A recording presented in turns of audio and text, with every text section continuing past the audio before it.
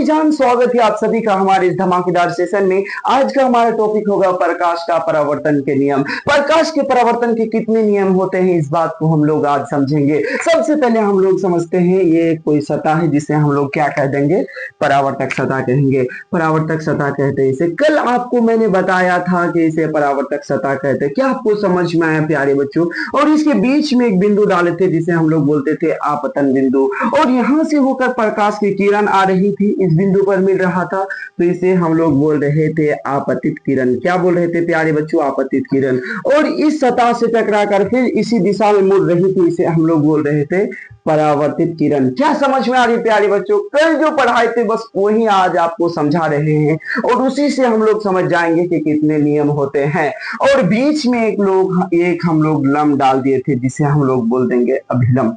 समझ में आया प्यारे बच्चों? बीच में हम लोग एक लम्ब डाले थे जिसे हम लोग बोल रहे हैं अभिलम्ब। अब बताओ कि लम्ब जो डालेंगे तो यहाँ पे मान कितना होगा? 90 डिग्री का। ये जो लम्ब डाले यहाँ पे कितना मान होगा? 90 डिग्री का। Yes sir 90। लेकिन उससे हमको नहीं जाना है, हमको बीच में बस ये देखना है।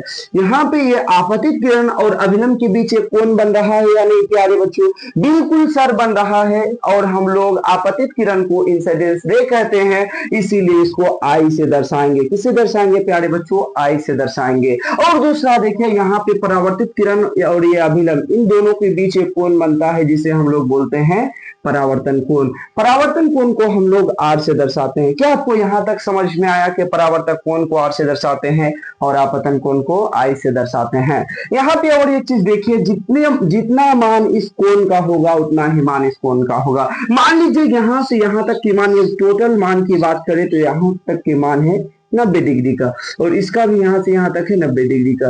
क्या आपको समझ में आ रही प्यारे बच्चों? और इसके बीचों बीच परावर्तन हुआ है और इसको बीचों बीच आपतन किरण डाले हम लोग, यानी ये आधा हिस्सा में बटा, यानी ये 45 होगा। यदि इसका मान 45 डिग्री है तो इसका भी मान 45 डिग्री होगा। क्या आपको समझ में आए प्यारे बच्चों? लेकिन यहाँ पे कुछ बच्चे गलती ये करते हैं, इस कोण को मान लेते ये है आपतन कोण, जो कि बिल्कुल गलत है। ये आपतन कोण मान लेते, बिल्कुल नहीं, ये आपतन कोण कभी नहीं होगा। आपतन हम लोग बोलेंगे ये आपतन कोण और अभिलम्ब के बीच जो कोण बनता है उसे ही हम लोग आपतन कोण कहेंगे। और इस कोण को कोई मान लेता है, कोई प्यारे बच्चों नहीं नहीं, उसको हम लोग नहीं मानेंगे, क्योंकि हमारा परावर्तन कोण हुआ ये जो अभिलम्ब और परावर्तन किरण के बीच बने कोण को हम लोग परावर्तन कोण कहते हैं। क्या आपको समझ में आया एक बात? अब समझेंगे हम लोग दूसरी बात के अब क्या होता है। और एक बात समझिए, यहाँ पे ये रहा आपतित किरण, ये रहा परावर्तित किरण और ये अभिलम्ब, तीनों एक ही सतह पर एक बिंदु पर आके मिलती है, एक ही तल पे आके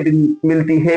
ये एक नियम हो गया। तो क्या हम लोग कह सकते हैं, यदि ये एंगल आई जितना है उतना ही एंगल आर होगा, तो एंगल आई बराबर होते हैं एंगल आर के। क्या इस बात को आप सहमत है इस बात से? क्योंकि हमने बताया कि यदि इसका मान 45 डिग्री है तो इसका भी मान 45 डिग्री ही होगा। तो हम लोग कह सकते हैं एंगल आई बराबर होते हैं एंगल आर के। यानी कहने का मतलब ये है मेरा कि आपतित किरण, परावर्तित किरण और अभिलम्ब तीनों एक बिंदु पर आके मिलती है, ये एक ही सतह पर मिलती है, एक ही सतह पर बनी होती है, पहला नियम। दूसरा नियम यह है कि आपतन कोण बराबर होते हैं परावर्तन कोण के। क्या आपको समझ में आया प्यारे बच्चों? चलिए इसी चीज को अब हम लोग लिख के समझते हैं। परावर्तन के दो नियम है, आपतित किरण, परावर्तित किरण और आपतन बिंदु पर डाला गया लम्ब तीनों एक ही सतह पर होती है। देखो प्यारे बच्चों, ये है आपतित किरण, ये परावर्तित किरण और ये लंब, तीनों एक ही सतह पर डाला गया है। पहला हमारा ये बन गया पहला नियम। दूसरा नियम हम लोग समझते हैं, आपतन कोण और परावर्तन कोण आपस में बराबर होता है। आपतन कोण को आई से दर्शाते हैं तथा परावर्तन कोण को आर के द्वारा दर्शाते हैं। अतः एंगल आई बराबर होता है एंगल आर के। ये रहा आपतित किरण और ये अभिलम्ब, इन दोनों को बीच जो कोण बना इसे हम लोग आपतन कोण कहेंगे, और परावर्तित किरण और अभिलम्ब के बीच बने कोण को परावर्तन कोण कहेंगे। इसका मान जितना होगा इसका भी मान उतना होगा। कभी कभी सवाल पूछ देता है कि यदि एंगल, मैं आपको बता रहा हूं कि सवाल किस तरह पूछता है कि यदि एंगल आर का मान है 45 डिग्री तो एंगल आई का मान कितना होगा। ये हमारा क्वेश्चन है। क्या आप बता पाओगे? यस सर, क्यों नहीं बता पाऊंगा।